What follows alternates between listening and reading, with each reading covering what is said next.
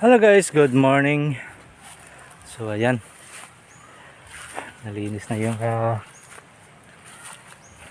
taniman natin.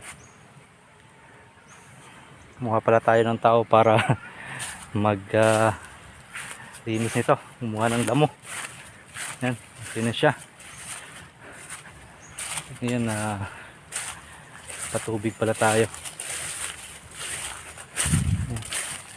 Ganyan na siya.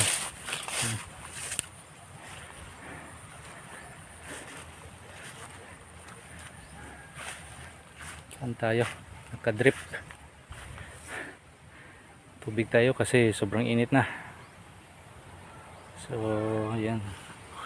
Lagay tayo ng abono. Katapos magpalinis kahapon. 2 araw din ito bago natapos. Pag bunutin niya ng damo.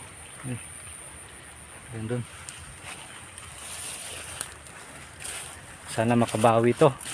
Nagdali ng punggos yung kuwang ko, pipino ko. Sana makabawi siya. So mamaya dito naman babasahin muna natin to doon mga kalating araw. Saka dito na rin tayo. Yan muna guys, God bless sa lahat. Happy farming.